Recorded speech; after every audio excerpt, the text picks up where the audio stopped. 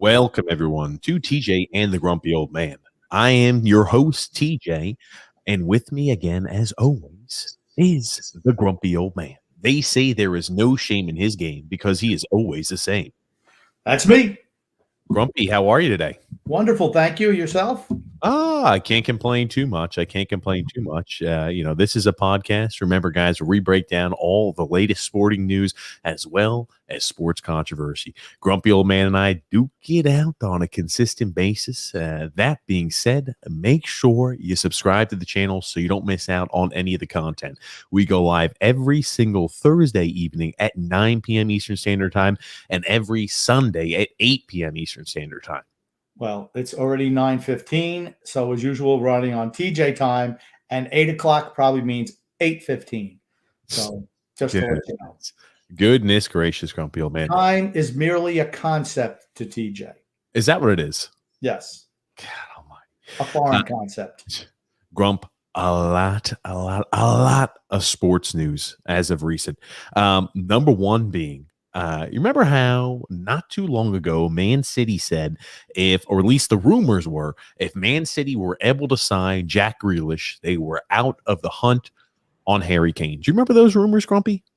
Yeah, I guess the Saudi princes just they just upped the pumps a little bit more to get more money out. That's what I think happened. Oh my goodness. Nothing to them. Financial fair play is a joke in world soccer, just an absolute joke. It is what it is. It means nothing. Well, it's funny, right? They're saying that Man City, they're not giving up on a Harry Kane deal, and Man City is willing to prepare. It's roughly about a £120 million deal for the Tottenham Hotspurs for any chance they can to bring in Harry Kane. Man, oh man. I want to ask you this, Grump. First off, do you think Harry Kane is worth possibly £120 million? No, I do not. I don't think much of him at all. I think he's overrated, totally overrated. If I'm Tottenham, I take that money and run with it.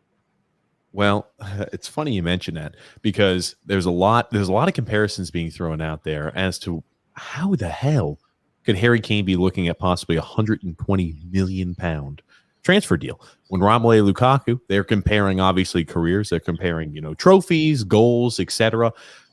Kind of shocked. Lukaku. I mean, it makes Lukaku look like he was a pretty damn good deal, no? No, Lukaku's a bad deal because he sucks. These guys are just average. They're just average players. There's nothing special about them. Well, let me ask you that. What type of deal would you support then, Grump? Neither one of these. I mean, I just think they're overpaying for a guy. To me, he's underachieved for all the hype he gets. I've never been impressed by Harry Kane. Maybe it's his name. I don't know. Harry Kane. It's like Harry Potter. I don't know. I'm just not impressed by him. And here's the thing. He's just not that good either. That's the issue? You don't like his... Well, the issue I've got with Harry Kane is he's always hurt. Yeah. Well, he's always banged up. He always finds a way to miss time. And a guy who's, 30-something years old who's always banged up, why the hell would you pay £120 million? We knew they would have a gaping hole at the striker position. But Harry Kane. Well, here's the thing. They made the mistake signing the Grealish character earlier in the week. And, now they're going after Harry Kane. I mean, I don't know. I just don't think much of either one of them as players, honestly. Certainly not worth the money that they had to pay to sign them. And that's if Kane winds up going to Man City. And I do agree with you. If I'm Tottenham, I'm taking that money and I'm running. The results necessarily haven't really been there over the last few years. And this is a guy who is injury prone and, he's not going to be improving. Exactly what you see is exactly what you're getting, if not a little bit of a diminished return. Yeah, and Daniel Levy, who owns Tottenham, he likes to play hardball in negotiations. He always has. So, he's 28 years old. I mean, a guy who's been injury prone as a striker is 28, who seems like he's always managing to break a foot or injure himself in some capacity. That's a guy I feel like he won't age all that well. Yeah, but the owner of Tottenham likes to play real hardball with negotiations. So let's see. Maybe 150 won't be enough. Maybe he'll try to chisel some more money out of Man City. And, hey, the season starts tomorrow. So I guess they want to get this deal done pretty soon, right? Well, remember, the transfer window doesn't close exactly tomorrow. So they do have some leeway and some time. That being said, they want to get that done as soon as possible because, as we mentioned, Gabriel Jesus is not going to be able to fill the shoes at the striker position. That's for certain. And, I have a few more items to speak about on that. And, people are trying to lambaste Pep Guardiola for comments he had made just recently about their offseason and what they'll say we do in the transfer market. And I just want you to listen to this. And people are getting a little bit upset here with this. I'll ask your opinion on it, Grump. With these prices, we are not going to sell any striker. We're not going to buy any striker. It's impossible. It's not. We cannot afford it. It's impossible. So that is not going to happen. I don't know what's going to happen. I was said in the beginning, maybe it's going to buy, but maybe we are not going to buy any striker for the next season. So that is apparently making a few fans quite enraged. Which fans? Guardiola. Again, I'm just saying it's making soccer observers upset, hating him with the passion. Again, it's getting a lot of likes, retweets, etc. Unhappy. Pep Guardiola is saying one thing, doing something completely different. He doesn't. He's the freaking coach. He's not the guy who signs the players. I mean, what do you want him to say? I don't have a problem with what he said. I don't like him because he used to coach for Barcelona. So I'm automatically going to hate him. Oh, God. Goodness gracious. Let me ask you this. Here's the thing. Manchester's another team that I don't care how many good players have. They just can't win the big game. That's right. They're choking.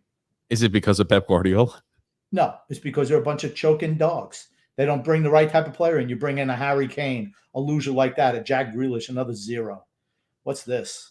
This is the financial fair play, checking out Man City's new signings. Yeah, there you go. Next.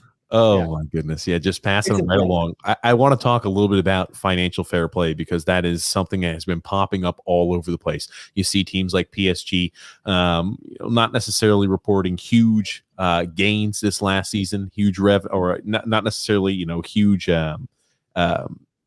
gross income. And, they're out here. They lost money.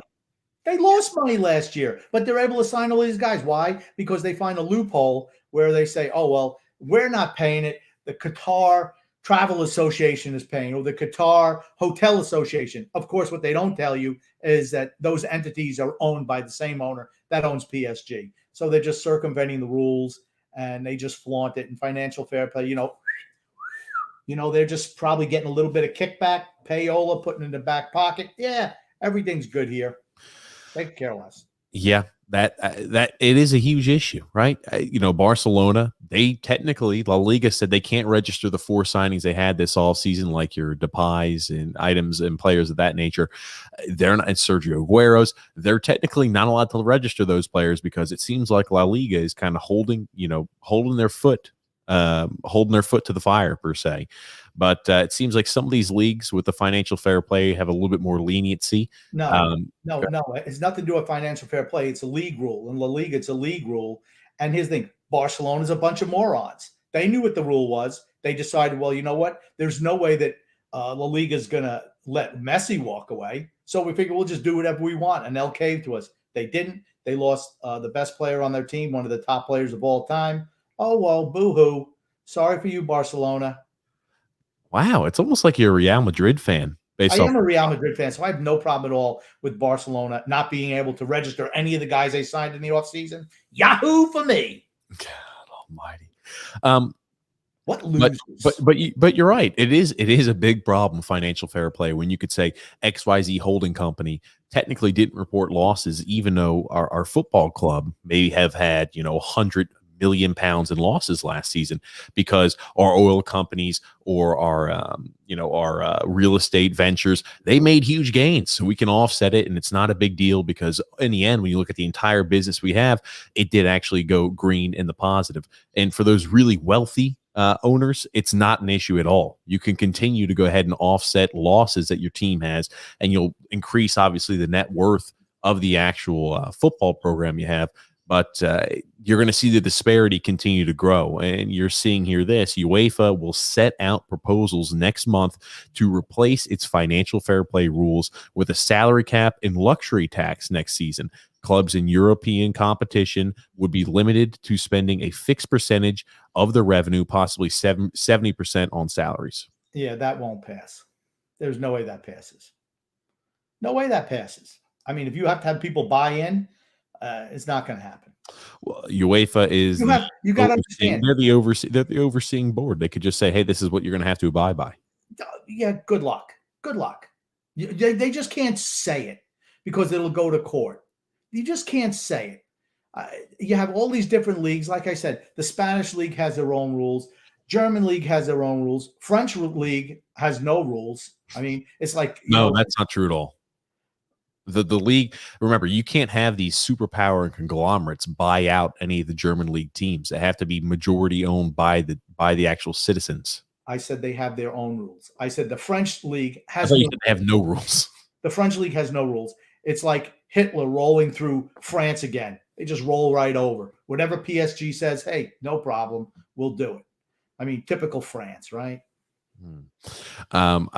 I think that this could happen just because, remember, you say if every team gets a vote, every team's vote counts the same. You're going to see a lot of the teams at the bottom are going to say, absolutely, we're down for this. The financial fair play makes it, an uncompetitive advantage, an unfair advantage for those larger teams. So I could definitely see them being more on board with this than I think you're leading on. Then you'll see the resurgence of the Super League that was squashed last year. Then you'll see, because if you think the big teams are going to play by the same rules as the little teams, it's just not going to happen. It's just not going to happen. You're dreaming. You're dreaming. Hey, you remember you told me the Super League was strong, it wasn't going to crumble, and I said UEFA is going to squash that. No chance in hell. Do you remember that? You remember that on the podcast? We were even talking about that. No, first of all, I never said it was going to crumble. I said it was going to crumble. I knew that immediately. And I said I didn't know. That's what I said. So that doesn't mean that I said it wasn't going to crumble. I don't know. When it crumbled like within 5 days, I don't know. Doesn't mean that it's not going to crumble. Okay. Don't try to put words in my mouth. You seemed to try to entertain that idea, and I knew there was no way in hell that was going to go anywhere. The money and the powers that be were going to say you're no longer going to be able to compete in Champions League. You're no longer going to be able to compete in XYZ, which did, it would have dented their pocket. I knew it wouldn't have mattered. There's no way they would have said, okay, now I don't want to compete in Champions League. I don't have any chance to have Europa League contention. I knew I had no chance. Just like this, we'll go through because it's unfair. Now that's what I'm saying. This will not go through because then you'll see teams leave for the Super League. If you think that hold on. If you think that you're going to have where these teams are spending upwards of $400 million euros a year, and now you're going to have to cut it back to 250. So what are you going to do? Just offload everybody? It's not going to happen. It won't happen. It will not pass. Your revenue is still pretty high. I mean, the revenues of a lot of these teams are really high. They're not talking about, hey, what's my revenue minus expenses? It's just plain revenue. So that still should give them a lot of room to bring in players. Okay. If they roll you out on the field, guess what? I don't care what the team is. Their revenue's going down because no one wants to see you play. Okay? So that's what I get dragged into this. Revenues will go down. They say, gosh, I got to watch a bunch of TJs out here. Shit. I'd rather go home and watch something else. I'd rather go home and twiddle my thumbs than watch him fumble out there on the field. That's what they say. Oh. Then where do the revenues go? Right down the toilet. Oh, man. You don't think I could sell? You don't think I'd sell tickets if I was in a Barcelona jersey? No. Oh, yeah, you could. Yeah, no, you could sell tickets. You'd be the guy trying to sell tickets. Oh, man. Anybody here? Half price. Oh, goodness gracious. Yeah, I thought this was interesting. How long are we going to go on in European soccer? I just had a few I wanted to show you, and I feel like this was something interesting, Grump, because I know you have no social media presence. This is me showing you. Eden Hazard has scored a Premier League hat-trick more recently than Harry Kane has. Think about that. Who cares? Eden Hazard, when was the last time he scored a goal? I think it was 2018. Oh, man. What's up, Grumpy? What's going on, man? He sucks. No, I could care less. I mean, where did you dig that up? Who even cares about that? Oh, man, Grump. What can I tell you? Some are hits, some are misses. I feel like you'll like this one. You're a Cristiano fan. Rumors are that PSG wants Cristiano to replace Kylian Mbappe in 2022. And I assume Mbappe is going to Real Madrid. That's right. That's exactly where he's going. So here you go. He's going to be one more year saddled in Juventus, and he'll be with PSG on the super squad, back reunited with Sergio Ramos. He'll be playing with Messi. Man, oh man, could you imagine a team like that? Messi and Ronaldo. Isn't that not just the wet dream of every single soccer and football fan out there? Yeah, maybe 5 years ago, but both the guys are going to be in the mid-30s. Messi will be 35 and Ronaldo will be 30, 37 or 38. Is that what you want to watch? It doesn't matter. No, fair enough, Crump. Fair enough. We'll get to some comments here because And here's the thing, with your thing with financial, with the new things, how are they going to be able to afford Ronaldo? They're going to have to offload everybody off their team. okay. If you lose Mbappe, you'll be fine. Anyway, hey, it's just being popped up there. Eli saying, "Hi guys, haven't been on a while. I've been busy, but I'm glad I could make it today." And Mike M saying, "What's up?" I got a comment from Eli also saying, "Do you guys think the ball at the Yankees White Sox game is juiced up today? 11 runs in less than 6 innings, and even weak hits are going to the wall. I think there's some interference from the MLB." No, I just think that it seems like the field is smaller to me. But just looking at it on TV, I thought it looked smaller today. I mean, talk about baseball really, really messing this up. It's the first day of real preseason. What should Major League Baseball have done? If you want to make this a really special event, you don't put it on a Thursday night. You make it a whole weekend thing. I thought it would be better. Why not roll this out on a Saturday or a Friday evening? Oh man, you got a lot more eyes. I mean, everybody's a work week. Let me watch some football. Preseason football's back. Go ahead and roll this out on Friday evening. Or a Saturday or Sunday. You put different teams out there. You have double headers with multiple teams. That would make it a little bit different, but you had to do something special, I thought. But Thursday night, why didn't they just put it on Monday night? I mean, or Monday morning. Why don't they roll it out then? Major League Baseball's a mess too. I will say I love the idea, right? They're recreating the Field of Dreams, and it looked really accurate as to how they were able to construct it with the cornfield also in the back. I thought that was really neat. Well, it's right where they filmed the movie. That's where it is. It's the same. That's where it is. In Iowa, yeah. And I know that where they filmed them, right on the site where they filmed the movie, this field is right at that site. It's not like, hey, let's just find anywhere in Iowa because they're growing corn all over the place. It's the same thing where they filmed the movie. They revamped the stadium. That's all they did. I'm just going to tell you, I thought it was a pretty neat thing to do. And even though they may have messed up the actual product this year, I still think it's a really cool concept. And that's something they said they're going to do it again next year. And that makes me excited as well. Yeah, well, hopefully they'll be a little bit smarter with how they do it next year. Just look at Major League Baseball, anything to mess something up. I wouldn't be shocked though if they juiced the baseball or did something so they could launch more out of the park and to send it, into the cornfield. I have no doubt in my mind that I wouldn't put it past baseball to do something like that. I don't think so. Really, it looks like they're hitting at the Little League World Series. The field looks small to me. The field looks small. Okay. And then Mike M saying, "Yeah, soccer's like chess in the United States." I know that guy. I know that Mike M guy. And he's also saying the only time the MLB was relevant was when that streaker ran across the field and the ball girl checked them into the boards. Now, see, he's going way back. You tell he's old. He's probably bald too. Paul F said, "Hey boys, want to throw a grenade? Mike Bossie is 10 times the goal scorer than Gretzky if his back held up. Mike would have had the record." Wow. Grump, I'll let you take that on first. Possibly. I mean, he, how many more years would he have played? Maybe 6, 7. Remember, Gretzky played over 20 years too. It helped. And, how many goals did Gretzky have in his career? I don't even remember. Gretzky had 894 goals. Yeah, I could say that. I could say that Bossie would have had a real legit chance to have the goal scoring record. But it all depends on who you're playing with too, right? I mean, you look at it. Trottier was gone from the team, 3 years after? I mean, the guys were slowing down. Guys didn't play as old as they do now. He would have needed 219 goals to pass. It's possible. He would have had to play at least another 4 or 5 years. Yeah, possible. But then you have to have the teammates with you, right? Because Bossie was aging. So was Trottier. Gillies, the same thing. I mean, you would have had to incorporate new center and new wings potentially. But Mike Bossie was a great natural goal scorer without doubt. I think, hey, every year except that injury year, he had 50-plus goals. I would, if he played another 5 years, I could definitely see that being a reality. Possibly, yeah, possibly. I have some hockey conversations to talk about. We don't really talk hockey on the General Sports Podcast, as odd as that sounds, but we do have. Hold on a second. The freaking NFL is starting up this week. Are we going to talk the NFL today? We're going to talk the NFL. Like, do you want me to just go ahead and jump right in? I'll find it. We'll jump into the NFL. Me, you want to talk about the big Megillah? You're talking. It's like you're going in opposite direction of sports. Let's see. What's the least popular?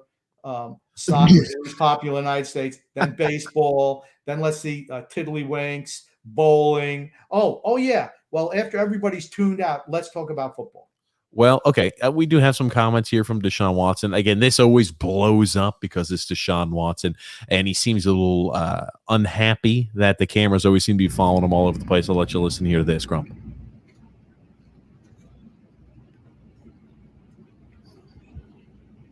Why y'all always filming me every day? It's the same shit. A little upset about the possible media coverage there all over him all times, Grump. Well, that's, maybe they're following him because they want to get a masseuse. I mean, that's possible.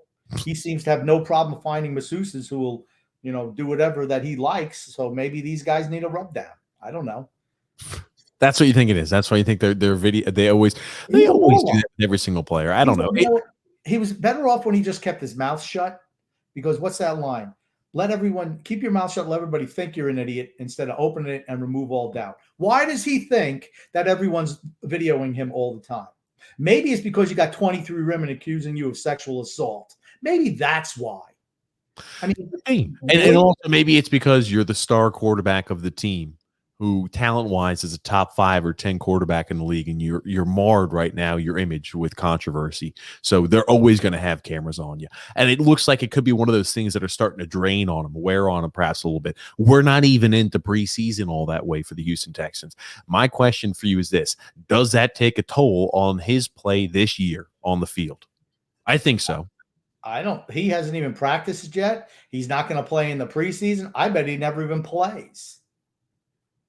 He's not getting any reps out there. Really? You don't think he's going to? Oh, Aaron Rodgers said he's not going to go ahead and really participate in the preseason either, though. Yeah, well, Aaron Rodgers is going to play, though. I think the Texans don't want Deshaun Watson to play. There's a difference. Packers want Aaron Rodgers to play. And so don't tell me that Deshaun Watson get any time out there on the field this year. I think they want to move him if they can. I do too. They're shopping around for certain. They do. I just think he's going to get time this year, and I'm not sure. I think that's going to affect him if he's going to get time this year, which I think he is. I think everything that's following him is definitely going to affect his play on the field. Well, that's possible. It is possible. Want to talk about Chase Young? Remember when I told you Trent Brown isn't that great of an offensive lineman? Do you remember that? I tell you it all the time. Anytime I get a chance to tell you, everybody's like, oh, Trent Brown's going back to the Patriots. They're solidifying that offensive line. Just want you to take a look at good old Trent Brown here. I tell you all the time, Grumpy, they always had to protect Trent Brown either with a tight end chip, a running back chip, because the guy could never do it. I just want you to look at Chase Young, and I think he's going to have a monster year. I think Chase Young is poised for an absolute monster year. I want your opinion on it too, but man, oh man, just look at this. Look at how quick he disengages, and Trent Brown's his left ear. Ooh. Cam Newton getting slammed from behind. First of all, Trent Brown was on the right side. He's not 77 is Trent Brown. He's 76. 77 is Trent Brown. Isaiah Wynn. Ooh, 76. Yikes. Yeah. So in other words, I guess your Trent Brown comment, like I said, look at him. He's locking his man up. Hold on. You see that, right? Again, Grumpy. That's Isaiah Wynn. Okay, it was a wash. Okay, Trent Brown's still garbage. Trent Brown is still garbage. And I'm not doing anything I can all year long to prove you that Trent Brown is straight trash. Okay. No problem at all. Okay, you can tell me anything you want. All I know is he's blocking his man, and Isaiah Wynn, the former first-round pick bust, lets his guy walk right around him. Ooh.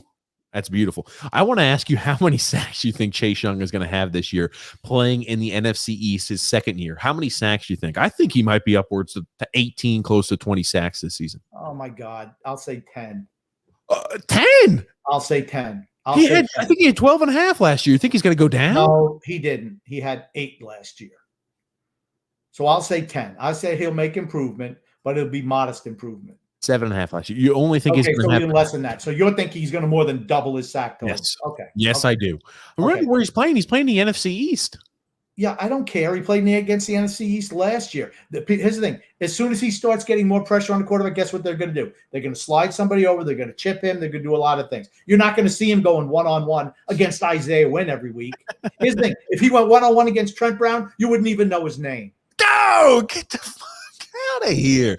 Trent Brown, I'm telling you, he do the same exact thing to Trent Brown. I've got no use for Trent Brown, right? The guy obviously, you're throwing him under the bus using another player as the example. I mean, geez, come on. Okay. Let this be the standpoint here.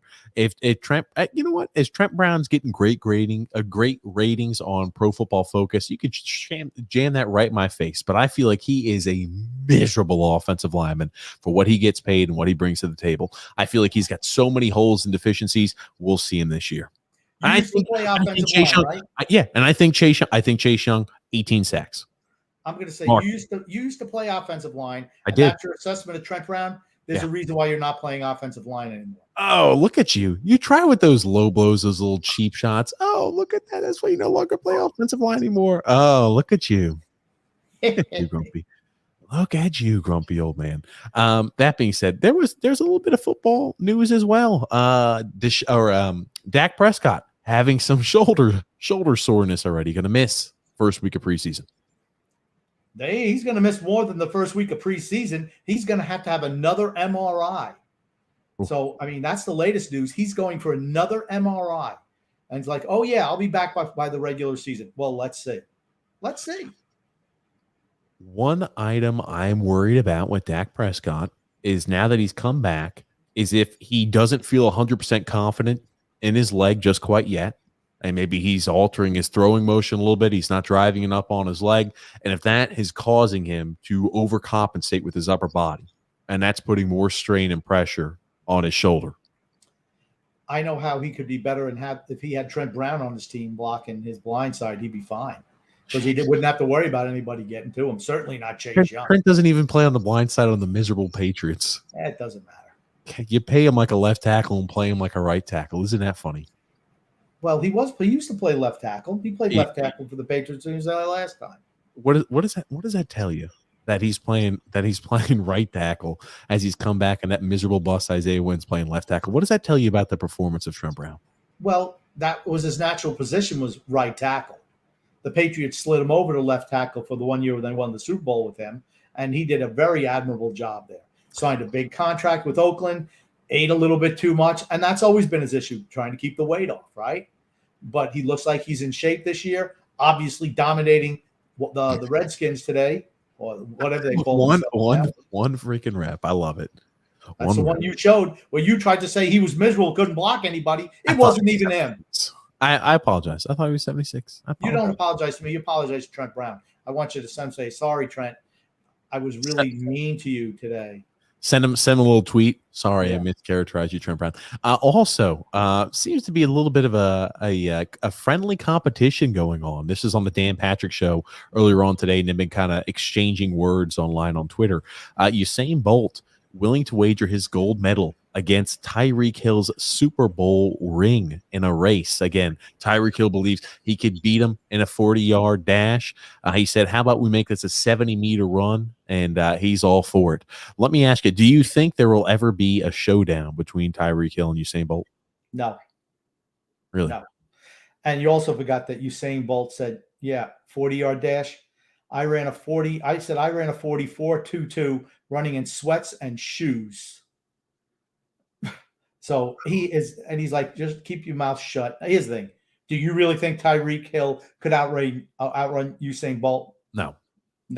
I'd love to see him try. Maybe, well, I don't know. I don't want to bring up Hill's past issues with the law, but maybe that would make him a little faster. My goodness gracious.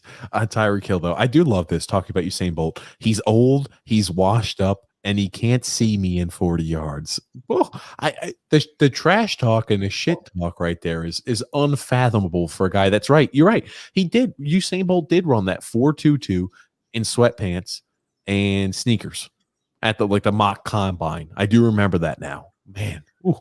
I mean, here's the thing. You're right. He couldn't see him in 40 yards because he'd be so far ahead. Unless he had eyes in the back of his head, he'd never see Tyreek Hill. He's fast. Here's the thing. He's the fastest human on the planet. Tyreek Hill, slow your roll, Chief. Slow your roll, Chief. Man, oh man. He's always been one for big talk, though. And, never really, he does back it up on the field. But he's always been one of those guys who talks a lot of shit. He used to say that to his son. His son challenged him one time and he broke his arm. No, he broke his ribs, not his arm. No, He it was punched his him in the arm. chest. It was his arm. He punched him in the chest, I think is what it was. I know we had talked about this early on in our podcast. I don't want to mention this again. It's a make or break year for Daniel Jones. We've discussed this. We've talked about it. And, what are you shaking your head for? He sucks. He sucks. Who cares? He sucks. Well, he's in midseason form, Grumpy. So What's I don't he doing, throwing interceptions or fumbling. I mean, I haven't seen this clip. Everyone, TJ likes to spring everything on me at the last second. Yeah, there you go. Like I said, you're right. He's in midseason form. He sucks. That guy didn't move. That guy didn't move from the snap, and he still hit him right in Can the we hand. ask? This is now in a drill where he knows he can't be hit. This is just, no defender's going to slam into him. Nobody's going to hit him from behind. This is just, he's got the red jersey on. Don't hit me. Where the hell is Daniel Jones throwing this football? Maybe the wide receiver went around a wrong route. Still, even if the wide receiver continued on his route. Okay, look at when he's got the ball. There's nobody there. You can't tell me a guy ran a wrong route. That the closest guy is 20 yards away. He just sucks. He sucks. He's a piece of garbage. He's Dave Brown 2.0. That's what Daniel Jones is. Don't draft a quarterback from Duke. If you want to draft a point guard or a power forward or a shooting guard, fine. Quarterback, don't do it. I saw this and I'm like, not looking great for Daniel Jones on his he needs to prove it year. My prediction of the Giants winning that conference might be way off after watching Daniel Jones play like this. Yeah, he sucks. Sorry. Oh, goodness gracious, Grumpy.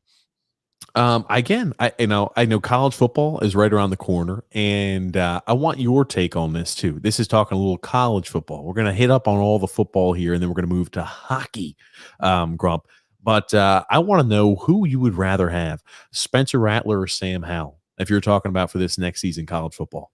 North Carolina sucks. They play in a crappy conference. I'm taking the Rattler kid. And he's never even played a snap in NCAA. I'm still taking him. Really? I was about to say, I've seen Sam Howell. I've seen what he's led comebacks, and he's played really well when he's played against a top competition in the ACC. Okay. You know what he reminds me of? Like, I'm going to go with the same thing with the Duke quarterbacks. Mitchell Trubisky, right? He was fantastic. Number 2 pick in the draft. What's he doing? He's on his second team already as a backup. No problem. That's where he deserves to be. If I'm looking for a power forward or a big man or a point guard, then I'm going to the University of North Carolina. If I'm looking football, no quarterbacks. I don't understand the hype for some of these guys. I've seen Sam Howell play. He plays extremely well. I've seen him out there on the field. I've seen him lead comebacks. The guy's extremely poised. I think he does a really good job. I think that Sam Howell will be a successful quarterback this next season. That's a guy who might be able to translate to the NFL. You've never seen from Spencer Rattler, and here you are saying Spencer Rattler over Sam Howell.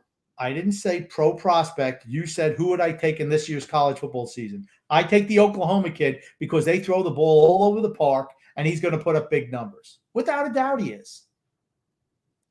We'll have to wait and see. Kyler Murray, Jalen Hurts. Yeah. Who's the kid? Baker Mayfield. I mean, how many more Heisman Trophy winners does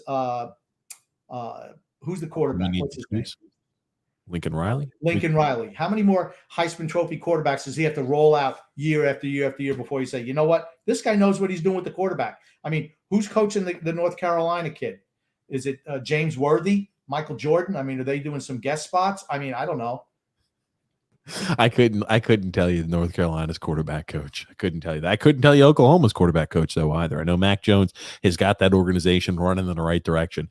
UNC is one of those teams that, if they catch wind, they could be a dangerous team in college football this year. Yeah, because they play in that weak ass ACC. It's because the ACC sucks as a conference. They suck. I swear, they do not suck. The SEC is king. When they add Oklahoma and Texas, SEC is king. But The SEC is king now. The SEC is king now. top What to are you talking bottom, about? top to bottom, sure, the SEC is king. I'm just saying Clemson competes with all the top Okay. SEC teams at the same exact level. The ACC is Clemson and the 11 dwarfs. That's what it is. Clemson, The rest of those teams suck. God almighty. You get two teams from the ACC in the championship game and the championship playoff every single year because they're easily the best conference. You meant Easily. SEC. You said ACC. No, nobody from the ACC goes. Well, you just said ACC. You misspoke, Grumpy. I'm saying you misspoke, but I know you meant SEC, so I'm correcting it for you, Grump. Okay. You know what? I'm going to make you happy with this one. This is hopefully going to put a smile on your face. This is something I want to show you. Are you a walk-on? You know what I love about this guy? From BYU. I think this is probably the best name, image, and likeness deal we've seen so far. And I'll let you watch it, Grump. It's surreal. It's good. This is the best of name, image, and likeness, in my opinion. This guy's a fighter. I heard a story.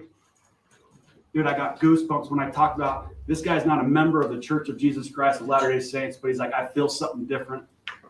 I want to be part of this team. He met some of you guys. He's like, I feel something special. I want to be like you.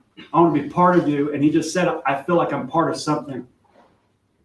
Nick, at Built, we want you to be employee number one. Yeah. We want to pay for your tuition. Good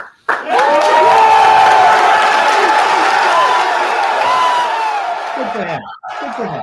So was he a walk-on or something? So Built Bar is now that's the company. They're paying for 36 BYU walk-on student athletes. They're paying for their college tuition. Good for them. Good for them. This is exactly what I think everybody who envisioned what name, image, and likeness can do. Not only help players, make a little bit for what they produce on the field, but this is, I think, the best of it. Right? You're getting, you're only limited to 75 scholarships on any type of Division I football team. So, obviously being able to give some of those walk-on guys scholarships, I think that means a lot. And that's one of those things too that I think it's the best that we're ever going to see in name, image, and likeness. Yeah, I don't know if that's what it was. It looked like they're just made a scholarship. I don't know if they said it was name, image, and likeness. I hope it is.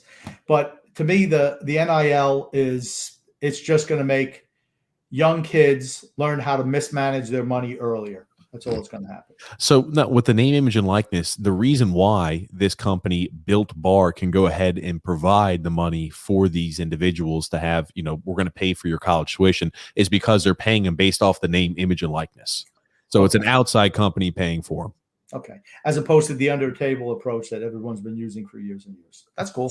Here's the thing. I don't mind, but I told you that was what was going to happen, right? Instead of them doing under the table, now it's legal. I mean, that's all it is. This is a good story, Grump. I'm happy for the young man. I am. I'm happy for the young men in plural. Yeah. Right. Well, you just showed him. I'm happy for all of them, honestly, that they get their tuitions paid for. Good for them. I got one more football item to show you. Now, do you happen to know who Evan Neal is? Speaking of offensive lineman. Oh, offensive lineman. I have no idea who he is. Guy is going to be, they've got him projected to be a top 10 pick in this year's draft. He's 6'7", 350 pounds. This is him right here. This is 48 inches on this box jump. I just want you to take a look at this. I cannot get over that he makes that jump at 6'7", 350 pounds. Absolute animal and freak. Okay. You're the same guy who, when I showed you the video of Tristan Wirfs jumping out of a freaking pool onto the top of, the outside, an in-ground pool, jumping out of the pool in one step from the 4-foot section. It's not that big a deal. It's not that big a deal. This son of a gun is jumping 48 inches. Grump, that's 4 feet. What do you think? 350, 6'7". A split. Kaboom. Staggered jump, Grump. I'll bet you if he was in a pool, he wouldn't even got halfway up. Try that resistance. I told you Tristan Wirfs jumped out of a pool. No big deal. That doesn't sound like me. That sounds like something you did. Sounded like, because you were jealous of his success because of your failure. I'm jealous right here of Evan Neal. I wish I could do this jump. Is that what it is? Yeah, Tristan Wirfs was 6'5", 330, and jumping out of a freaking pool. I don't think I would say something like "no big deal." You did. Jesus Christ. Well, I guess that's just going to have to be one of those items that we'll never quite know. I guess we'll never know, grumpy old man. Wanted to bring up in transition to a little bit of, let me get to the comments, Grump, before we jump into hockey, because there's a lot of good hockey stuff to talk about. I did some digging for you. Eli saying, next TJ's going to start talking about professional cornhole league. Yeah, it's like the Olympics. They're discontinuing baseball, and their new Olympic sport for the next go around is breakdancing. Can we talk about that? How the hell are you going to objectively judge breakdancing? I have no comment. What type of score system do they have for like when I heard that, I thought it had to be a joke. I really did. When you told me that and you sent me a text message, I was like, grumpy old man just screwing with me. They're taking away baseball and they're putting in professional breakdancing. Breakdancing is an Olympic sport. I don't think there's a professional breakdancing league. Now they have an Olympic sport. You're going to see something. It's the same exact thing when we saw 3-on-3 basketball as an Olympic sport. What the hell is that doing in the Olympics? You've heard about basketball. Now you're putting 3-on-3 basketball. Next thing we're going to know, it's going to be a slam dunk competition in the Olympics as well. I mean, wasn't regular basketball enough, honestly? Now it's got to be 3-on-3. I mean, I'm sorry. What's it going to be, a horse competition next? Or how about this one? They had surfing in the Olympics. Surfing of all things. So in other words, I don't care if you're the best surfer in the world. If you don't get a good wave, you're not going to score high. I mean, just dumb. I mean, what about the old sports they used to have? I mean, did they just disband them for these idiot sports that they put in there now? I don't know. Ridiculous. I will say I'm shocked by it. I hope breakdancing doesn't last long, but I think we're seeing the chipping away of the prestige and the appeal of the Olympics. I know this year was a different year. The reason why the numbers were so low in viewership for the Olympics, but I couldn't imagine there being a huge market for breakdancing, and I couldn't imagine there being a huge market to watch 3-on-3 basketball. The Olympics are supposed to be sports, a lot of them you don't really watch, but again, they're tough sports. They're the ways you can judge them. 3-on-3 basketball and breakdancing are not those sports. Yeah, the ratings were down because, I think a lot of it had to do with the fact that maybe people are sick and tired of people complaining and hating on this country, protesting. I don't think anyone wants to watch the Olympics for that. I really don't. And, from my perspective, if you hate your country that much, why are you trying to represent them? I mean, it's inferior. I mean, that's all you're hearing about. And they show it. It's like I automatically root against those people. Go find a country you like if you hate this one so much. I don't know. I think people just tune that out. They just tune it out. Mike M saying, okay, legitimate question. What role do you think the actual goaltender's equipment played in difference in goal scoring? I think it's helped goaltenders, but I think the greatest change in goaltending was the butterfly style with Patrick Roy. As soon as that was introduced, the guys all cover the bottom. That you don't see a stand-up goalie anymore. You don't see anyone get beat low anymore. Everything's got to be up high. I think that is the equipment is certainly bigger, which helps, but I think the butterfly style has really changed the game. It has. There's a lot bigger goal pads as well than there used to be back during that time period. But I definitely think it's more to do with the butterfly style of goaltending. But I don't know. I think the point you brought up yesterday on the Islanders Never Say Die podcast was kind of accurate and true. 40 goals in today's game is more like 60 goals of yesteryear's game. Yeah, I didn't bring that up. I don't think I brought that up. I thought it was our guest. Oh, Coach, maybe. I don't know. Whoever said that, I thought was really accurate. I thought you did. But Paul, go ahead, Grum. Yeah, but it is more difficult to score now, without a doubt, than it was in the 80s. I think that's when, like I said, when Patrick Roy came with the butterfly, everyone went to the butterfly, and that's when you saw the goal numbers go down. So that's why the NHL's had to change things. Why everyone wants to see more scoring. He definitely revolutionized the position of goaltending. That's for certain. He was pretty good, but he always played for really good teams too. That helped. Okay. Well, he created the style that everybody mimics essentially off of today. Paul F saying, for some reason, the NFL just attracts some of the worst character people in sports. NHL rarely have any bad eggs. Why do you think that is? I'm not touching that one. I just think that to play football or other sports, hockey, you need a lot of money. So I think that people from lower economic strata don't play hockey because it's just too expensive at a younger age. Where football and basketball and sports like that, all you need is just have a ball and you can play. I think it has more to do with this. I think that football players are always loved and adored, even from middle school on, told how they're the greatest, they're the best, especially if you have talent.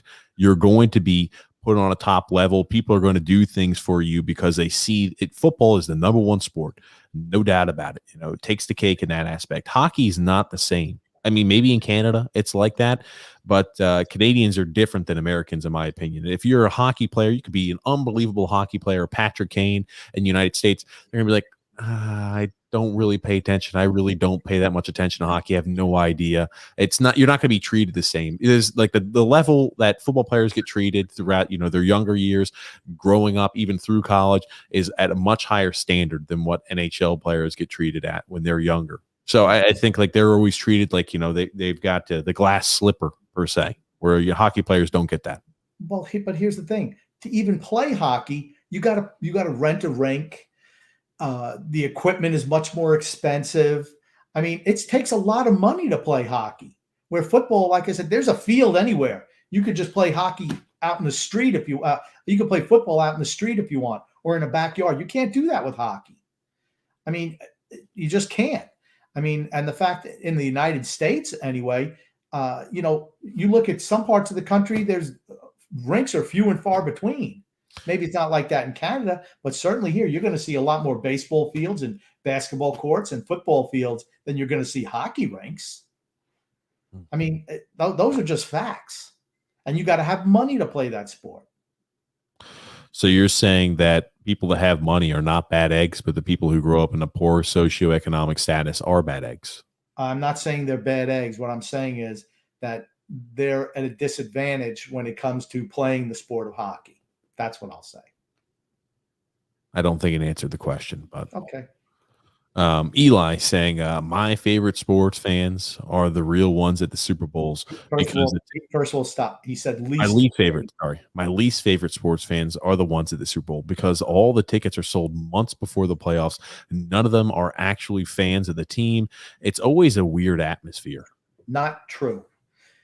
A lot of them are corporate tickets, but each team does get 15,000 seats to give to season ticket holders.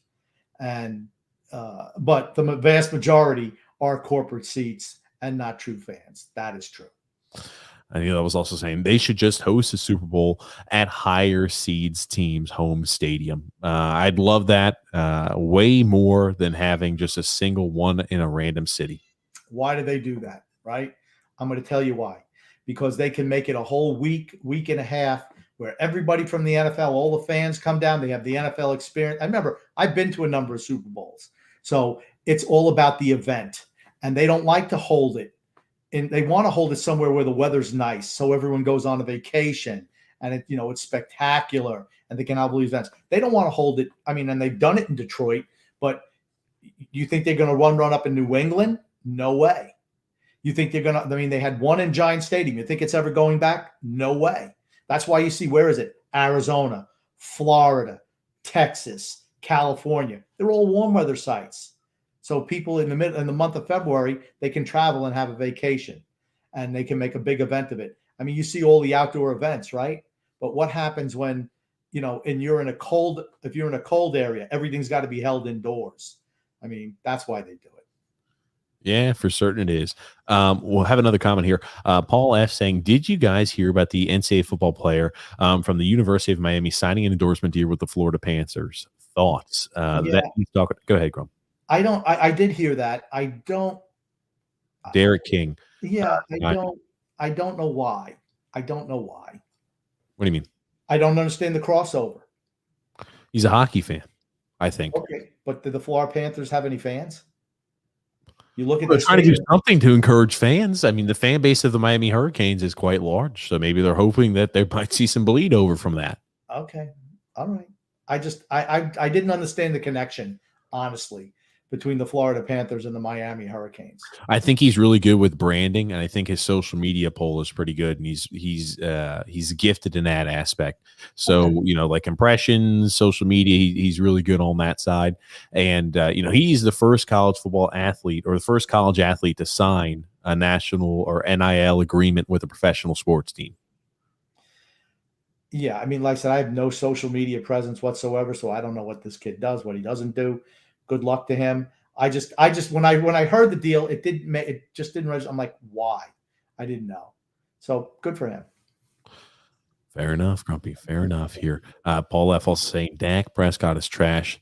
My 51 dad could play better at quarterback. Wow, man, he must be a skilled athlete. I think Dak Prescott is pretty good. Do I think he's top level elite? No. Do I think you can win a Super Bowl with him under the right circumstances? Yes, I do. So I don't think he's trash. I'm interested to see how he comes back from that horrific leg injury last year. Let's see if he's a little skittish. We'll get to see him get steamrolled in week 1 against the Tampa Bay Buccaneers and Tom Brady. But after that, I wish him luck. Mike M saying, how many more decades do you think it is for App State to ever win a championship again? They'll have to drop down a level. And then they're not going to do that. So you think App State never has a chance to win a championship? No, because they don't have money like Clemson and Alabama, and Oklahoma and Notre Dame and all the big the football fact, the Ohio States. They don't have that money that they do. They can't buy the players like these other teams do. And here's the thing: the NIL imaging license thing isn't going to help them either.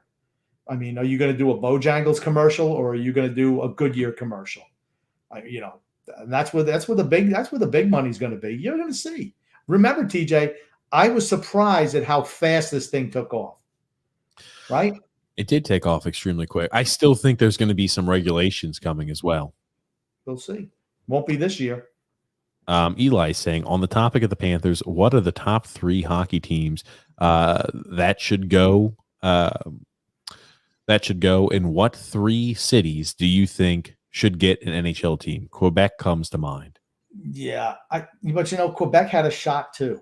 Oh, I think he was saying what 3 hockey teams should get the boot, and what 3 cities should gain an NHL team. Yeah, I mean, I'm trying to think.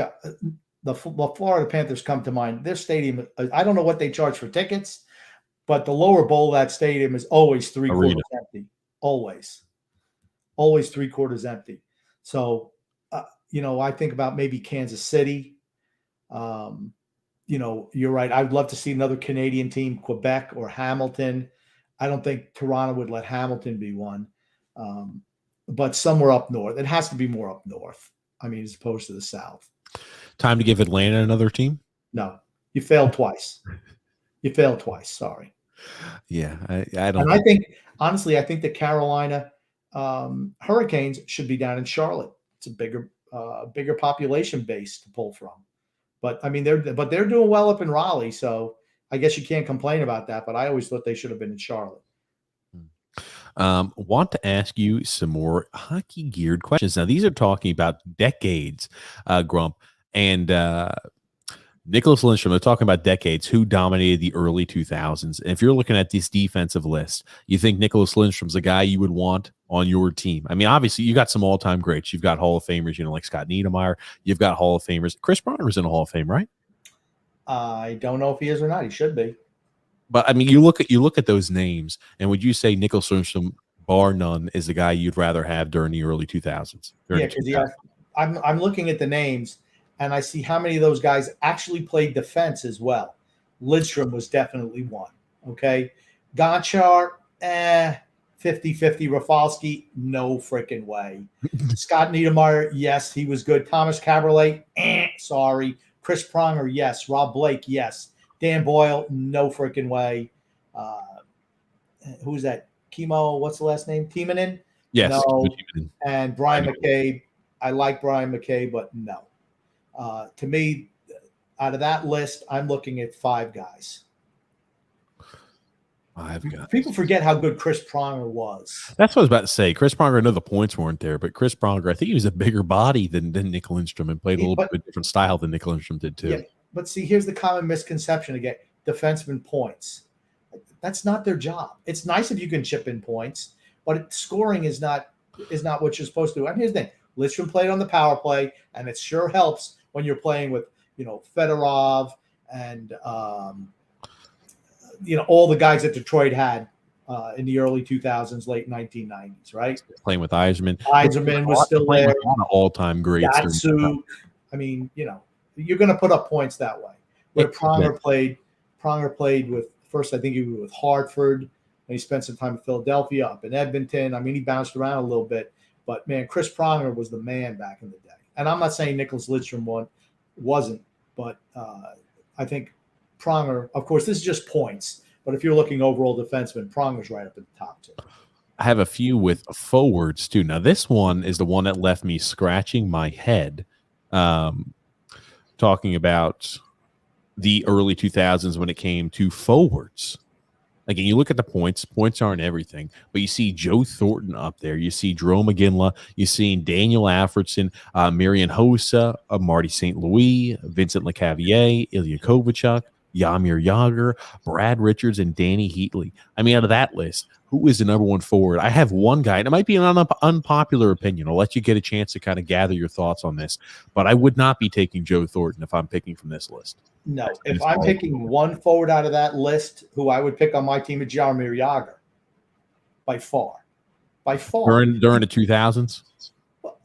Well, I mean, I'm looking at the whole of his career. I mean, he did great work in the 90s. He put up just as many points in the 90s. I think he's top 5 in the history of the game in scoring. There's a few things we're going to talk about with Jagr because he's still playing, by the way, and he's got, we'll talk about it. But I'm going to say probably Daniel Alfredson or Marian Hossa. Those are the two I'm picking from that decade. Hossa put up a lot of points, but he was never the focal point of a team. And you look at the guys who actually won titles, right?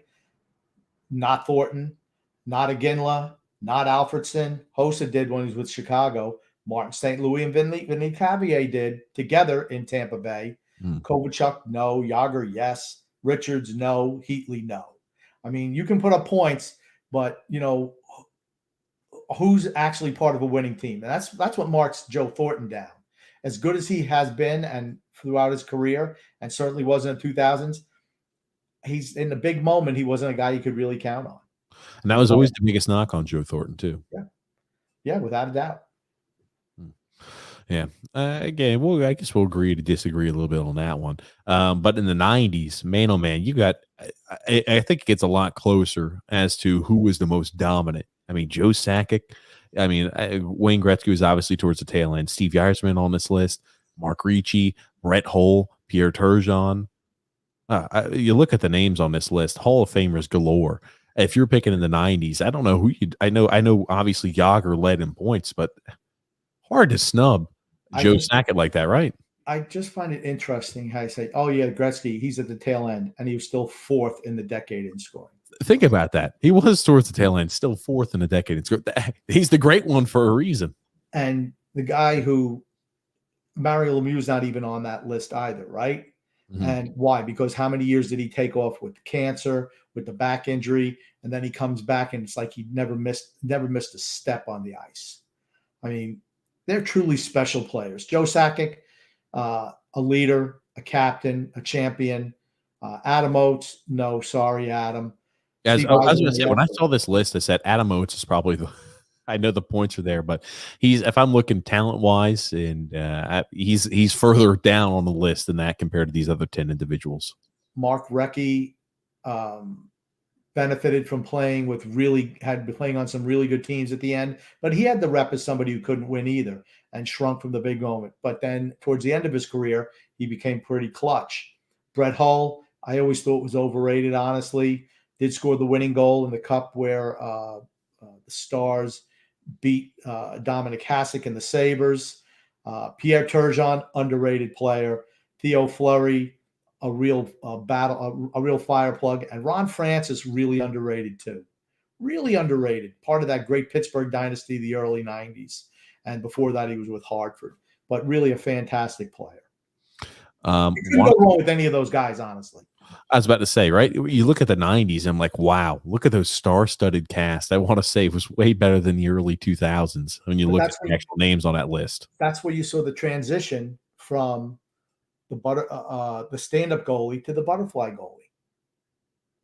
Just look at the difference in the points, right? And you go back to the 80s. If they had something for the 80s, see the number of points that are being put up. Yeah, I mean, you'll see the correlation between the butterfly style and everything else. There you go. Jaromír Jágr says that he still feels obligated to keep playing for the team that he owns in the Czech Republic, even though the former NHL forward admits that his skills are declining as he nears age 50. He said it's not easy anymore. Believe me. I'm surprised the Islanders don't bring him in. He's 50. He fits their MO. I guarantee I'm going to talk about that on Saturday night. Oh man, he's still playing. Jaromír Jágr is still playing. When will this guy ever stop? I guess as long as he loves the game, what's wrong with that? I'll tell you too. He's 49 years old. He'll turn 50 this season if he's still playing. Think about it, if you're a skater on the other side of the ice, you have to figure if you've got a chance to absolutely drill Jágr, you're not doing it because of the legend he is. That's one of those guys where it's like, I feel like if I was on the ice with him, like, yeah, I'm not going to hit him. I just feel out of respect for him. Well, the physicality in hockey's gone away in recent years. He couldn't have played till this age. The only guy who could play that long was Gordie Howe, and that's because of his rep. Even at an advanced age, he played into his 50s. No one took a run at him. He had the sharpest elbows in the league, even at 50 or 51. So, I mean, Jágr was never that type of player, but, Now the physicality is gone in the game for the most part, and that's the same thing overseas. Paul F. also saying Houston will be the next team to get hockey. But the teams are pretty stable-ish, and the Coyotes will stay in Arizona, just move within the state. Yeah, that's right. I didn't answer the first part of his question, which three teams should go. I could see Houston getting a team, perhaps. I don't think they want to move, or I don't think they want to move franchises, though. The only reason I say, and Arizona has empty stadiums too, but Florida is notoriously empty stadiums. I don't know what I don't know what they charge for tickets, but it's obviously too much. And usually the visiting team has more fans than the home team. It's a crazy thing going on there. Yeah, here's also an interesting thought. If the Tampa Bay Lightning were not as dominant as they were, there would also be, I feel like, the same exact situation in Tampa. No, they've always had good numbers. I don't know why, but they've always had better numbers. Well, here's the thing. Maybe because early 2000s, Tampa was winning cups. Well, they won one cup, but their attendance numbers were never as low as the Panthers. And that could be because the Panthers are in Miami. They got the beaches right there. I mean, you're right on the water, and, maybe people just have other things to do. Alexander saying, hey guys, sorry for tuning in late. On vacation at Universal for my daughter's birthday. Happy birthday. Man, Universal Studios. Very nice. Absolutely. And then Paul F said the Panthers have too good of a lease for the NHL to move them. Well, like I said, I didn't know what the lease was. I don't know what that financials are. I'm just saying the lack of fans there I'm like, wow. Mm-hmm. Absolutely. Even in the playoffs, they even had pockets with no fans, even in the playoffs, where like, okay, why are there no fans there? Paul F said the NHL has no desire to have another Canadian team because of the weak Canadian dollar. That might be true. Now, see, Paul's getting into the financials. I was about to say he's thinking about the financials. And again, what do all these leagues see? It's not necessarily, hey, are they going to be able to fill the stands? Are they worried about this?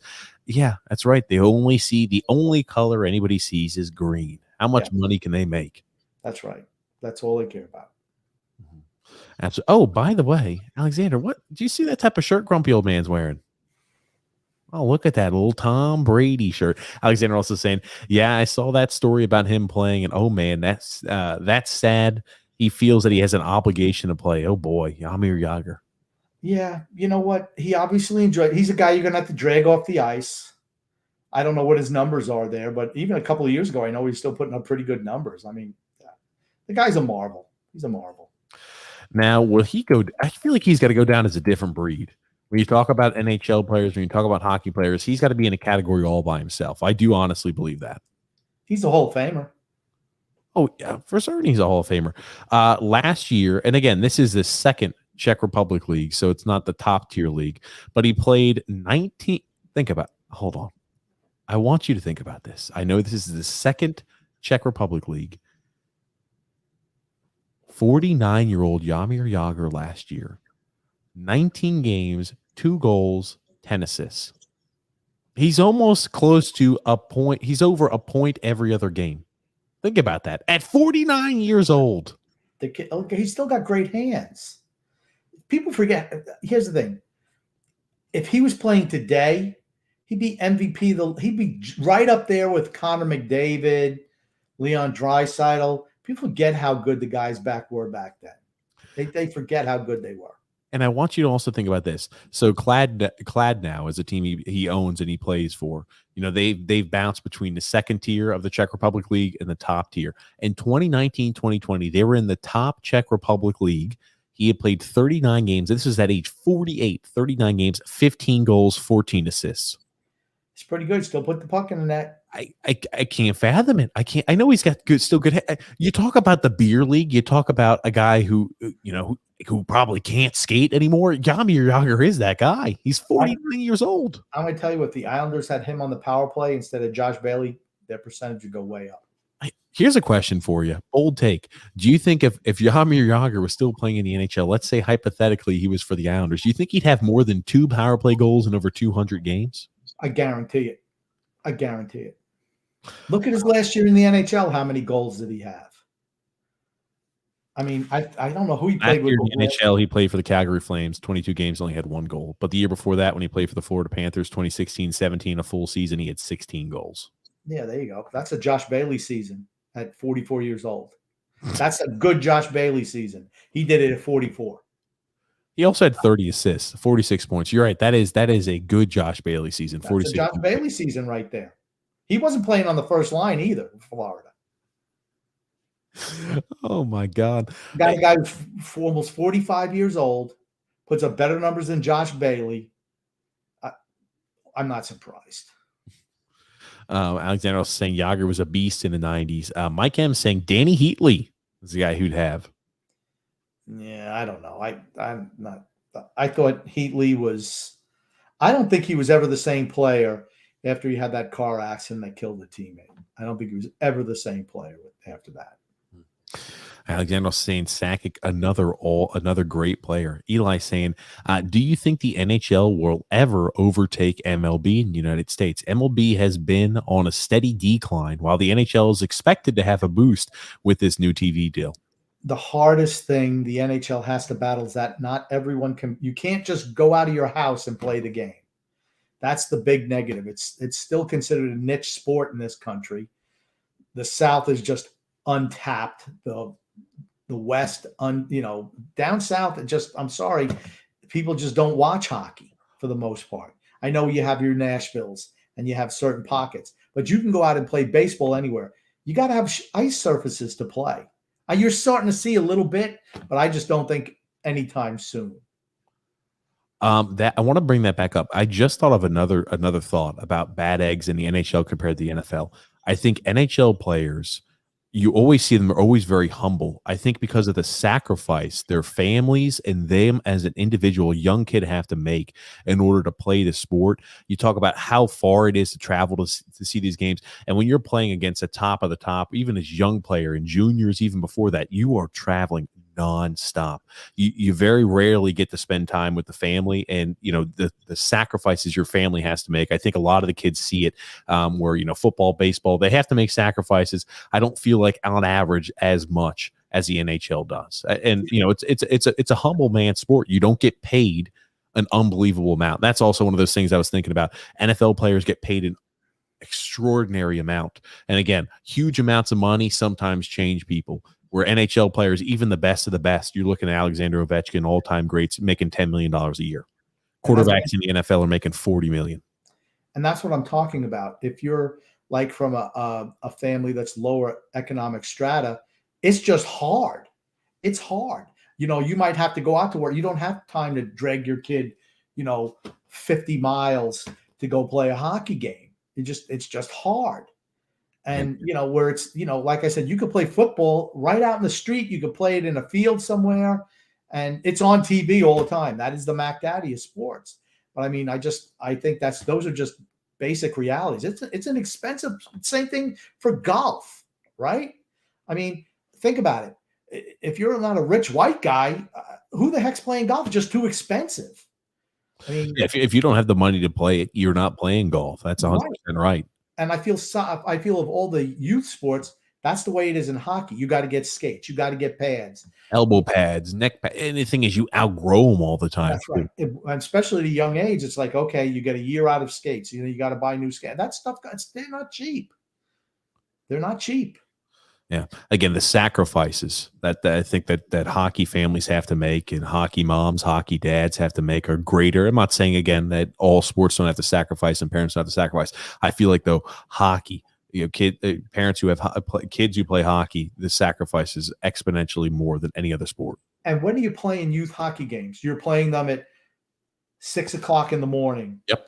Or 5 o'clock in the morning. So we got to wake up at a young age. We got to wake up at 5 o'clock, the crack of dawn, so we can get to the arena. So, hey, we've got our game and we're playing a tournament. It's like, okay, I've got to travel. I've got to travel 3 hours sometimes if I'm not in an area where the tournament is. I've got to travel 3 hours, and we're going to be playing 3 of those again. You see that sometimes with baseball, but I mean, yeah, the sacrifice I feel like hockey parents have to make compared to other sports are just a little bit more. That's right, because like I said, baseball occasionally, but that's as you turn to AAU and stuff like that. But because you can play rec baseball, rec.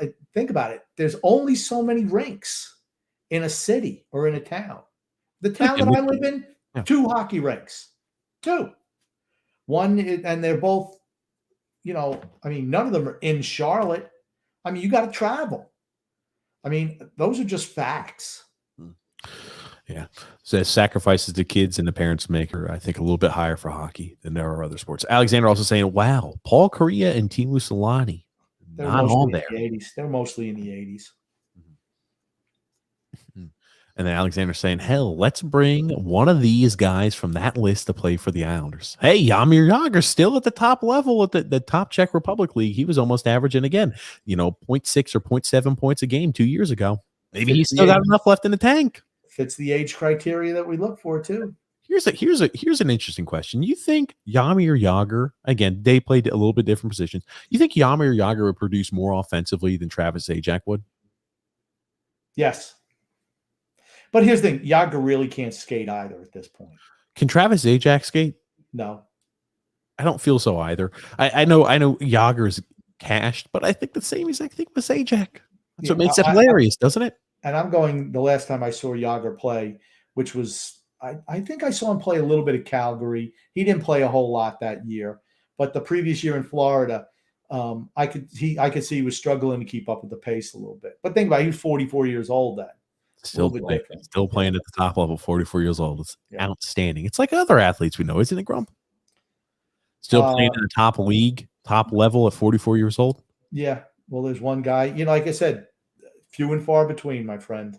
I thought you were going to sit up. I was trying to lay it up for you, Grump. I didn't expect me to have to go ahead and promote it too much. I thought that was going to be an easy slam dunk for you. But Paul F. saying, with the MLB probably heading towards a strike and the NHL getting that great new TV deal, it could surpass baseball. The people running the MLB are the biggest idiot executives I've ever seen. Yeah, I think they're doing their best. Major League Baseball, like I said earlier, they're just mismanaging the sport. I mean, I remember when I was a kid, you could watch a World Series game on an afternoon. Coming home from school, you could watch it. Now, none of the games even start until 9-something at night. You're driving the youth away, but you're not driving them to hockey. You're driving them to basketball and football. I mean, and even some soccer now. You're starting to see the U.S. men's team perform a little bit better, right? And it's all that exposure. I thought last year what the NHL did with the condensed playoffs that they had after the pandemic, I thought that was great for the sport. Just great. Hockey all day long. It's fantastic. And there's nothing like the NHL playoffs, just nothing. I would argue to say that it is the best. Maybe you can make an argument for, NFL playoffs, but I think NHL playoffs are right up there with most entertaining playoffs to watch. Yeah. Toughest tournament to win a championship. Yeah. Alexander saying the Panthers' average ticket price is $15 and it is 45 minutes away from the beach. Yeah. See, I don't know what the lower bowl ticket prices are. Those are the ones. Those are the seats that are always empty. Maybe they're empty up top. All I know is, I don't get to see those. But the beach being close, I mean, it's sunny almost all year round. They have a lot of things to do. Yeah, he's also saying there that the Panthers play in Sunrise, more out west near the Everglades. Yeah, I only go when the Panthers play or when the Islanders play there. And yeah, there's a lot of Islander fans. Also, when the Rangers are there, they get more fans than the Panthers. Yeah, a lot of the snowbirds, move down from New York to Florida when they retire. Yeah. Mm-hmm. Eli also saying there, Tampa has been consistently top 10 in average attendance, while Arizona and Florida almost every year bottom 2. I know the Islanders were bottom bit for quite some time as well. I know the arena was a lot smaller, but still. Yeah, but we were really bad. Our numbers were never that low, though. But, here's the thing. You win, it's going to be up. But Tampa, like I said, they've always, even when they weren't great, they still were putting butts in seats for certain. Mm-hmm. Alexander saying, guys, did you know that Yager has never beaten the Islanders in the playoffs? I don't think the Islanders have ever made it far enough in the playoffs for Yager to ever fly. Well, I remember during that time period. I remember 1993. That was the year that the Penguins were going for their third in a row, and the Islanders knocked them off in Game 7. I remember watching that game. Just got home from work, and I got to see the David Volek overtime goal. Oh, it was great. You hear a pin drop. Paul F. saying the NHL needs to build programs to make hockey a more accessible sport and to make hockey more popular. I 100% agree with you. Yes, Paul's 100% correct on that. But that costs money, though, right? I mean, that's the whole thing. So, are they willing to lay the groundwork for that? They haven't shown it so far, but they should. I think if you get a few characters, I think that when you look at hockey players as well. Football might have some bad eggs, but I think the characters that you have in football, maybe because there's a lot more NFL players and NHL players, but I think that you can also market easier. I think it's tough to market hockey players because when you think about them, they're all kind of vanilla, white bread, where you get like some exotic football players, you get players from, a whole bunch of different backgrounds. You get players with a lot of different personalities, some really, really eccentric and exciting. I feel like you don't really get that with NHL players. No, and it's just because of the structure of the game, honestly.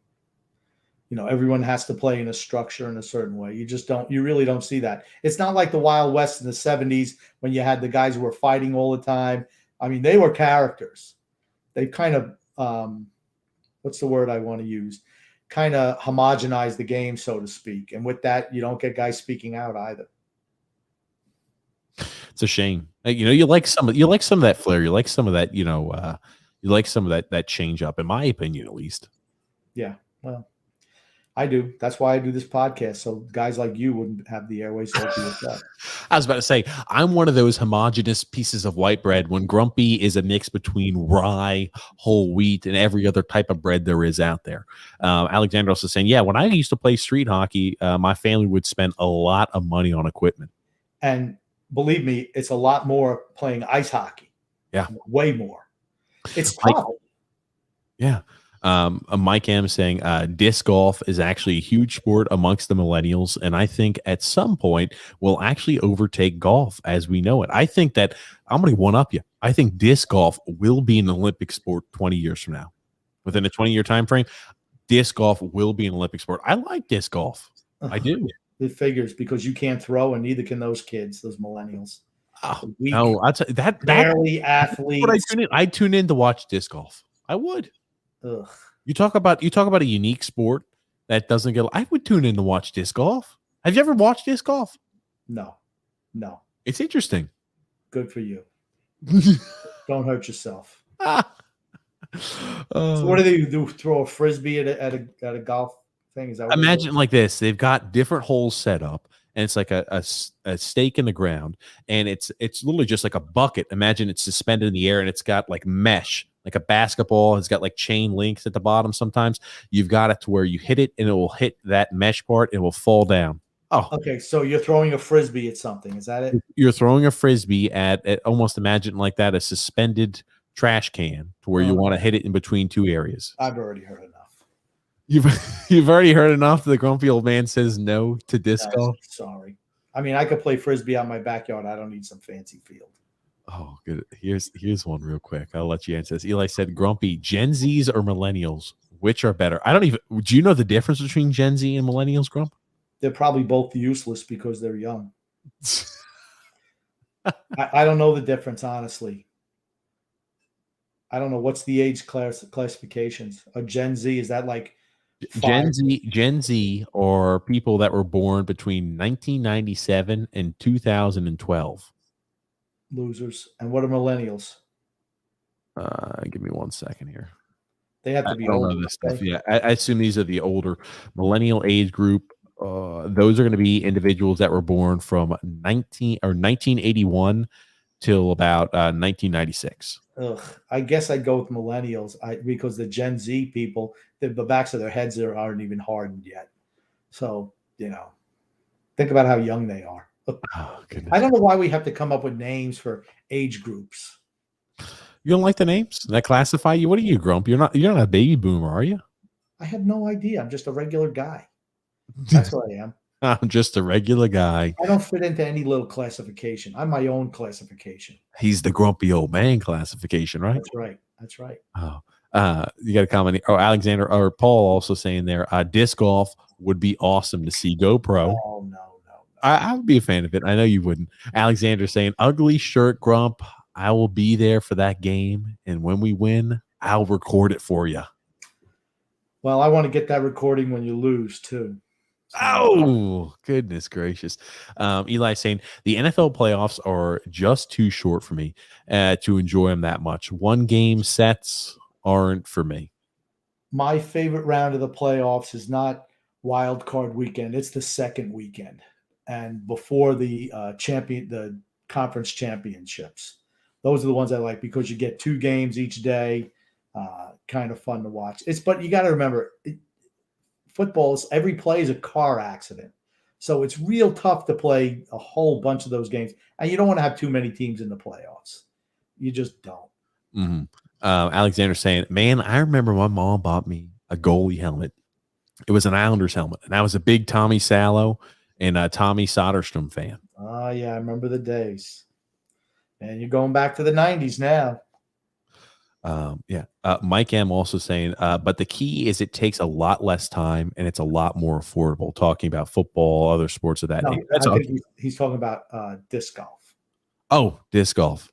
Oh, fair enough. Paul F saying, by the way, boys, you guys have ruined Benny and the Jets for me. Every time I hear it, I could sing Maddie and the Jags. Or Maddie and the Jags. Maddie and the Jags or Barry and the Vets. One of the two. Barry and the Vets. That's another good one, yeah. Oh, man.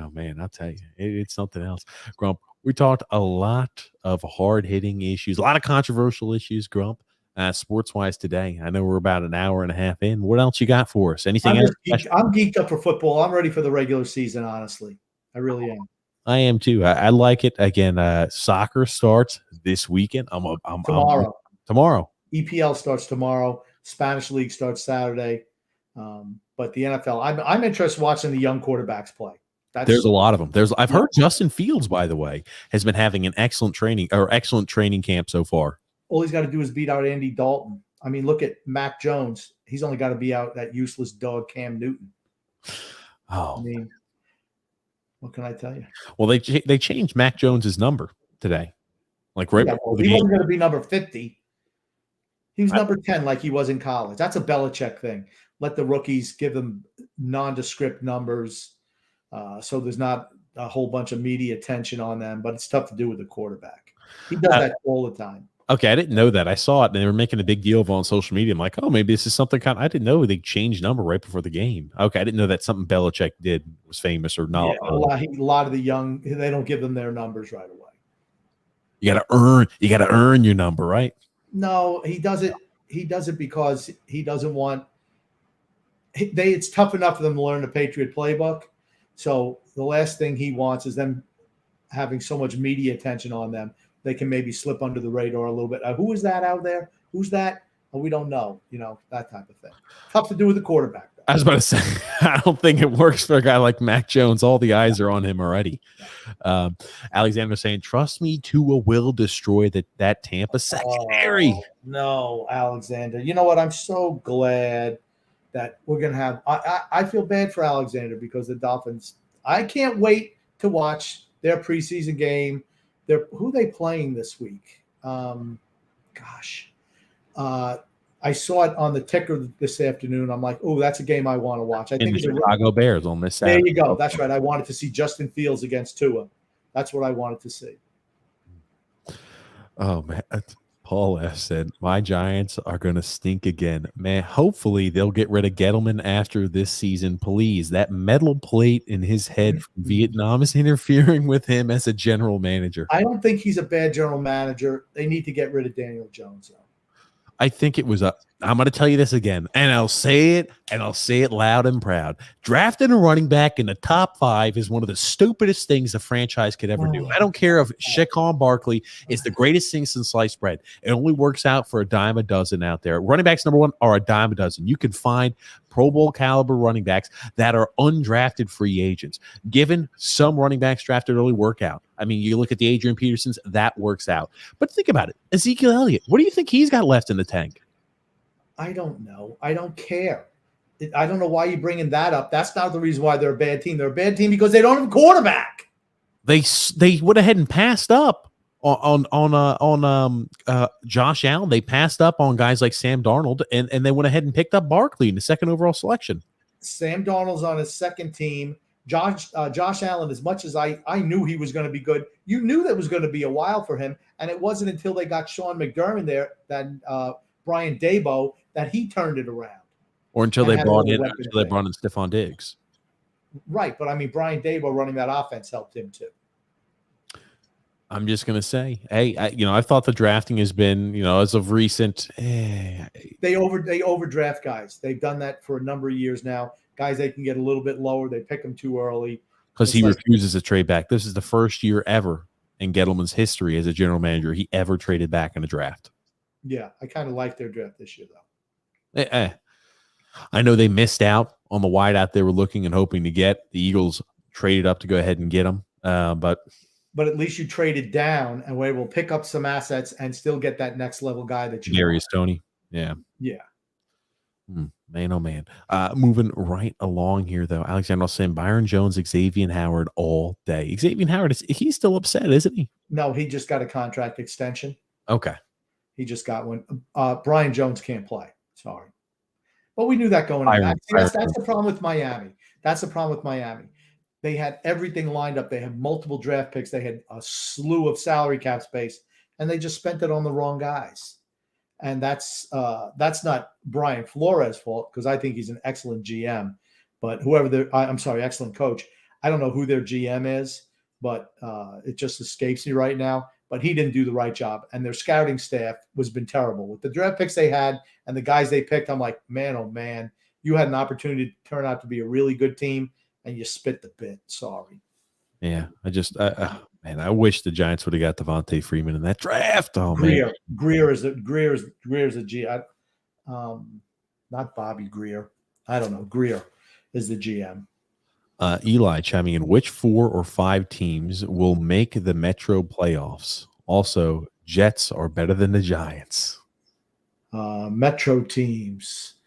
It's going to be first of all, it's not going to be 5 teams. There's too many strong teams in whatever conference Tampa Bay's in now. What do they call it again? I hate when they change the names. So I liked East, South, Northwest. I was fine with those. So I don't know what the name of it is, but if you're looking at the Metro, figure 4, if it's going to be 4 teams, it's going to be Carolina, Pittsburgh, Washington, and I want to say us, but I'm worried about Philadelphia. Us being the Islanders. Jesus. So that is, they are in the Oh man, but they're in the Central. The Discover Central is what it's called. We're in the Mass Mutual East. Oof. Okay. Well, that was last year. I don't know if they're going back. Yeah, I was about to say that I think that they've changed the names back up, so I couldn't tell you what the heck the names are going to revert back to again. But yeah, you're right. Never good. I like the Adams, the Smythe, the Patrick division. Those are the divisions I like back in the day. Alexander saying Sam Darnold sucks. I think this year he's going to prove something in Carolina. I'll be interested to watch him play on Sunday. I will be interested to see him play with Carolina because I think Matt Rule is a good coach. Remember, he played for the Jets. So, Daniel Jones is better than Sam Darnold. I'm not sure. No, Daniel Jones sucks. Sorry. And then Paul F. also saying the Giants are at least not a complete dumpster fire like the Jets. That's true. That's true. Goodness gracious. Oh, man, Grumpy. Well, right here at the end, anything else you have to say before we wrap things up today? I just want to say love and laughter to everyone who listened and even those who didn't, from TJ and the Grumpy Old Man. And thank you, Grumpy Old Man, for being a part of the show. Thank you, everybody who tuned in. Again, Grumpy and I doing this general sports podcast. We just try to bring up controversial or items that him and I don't agree on.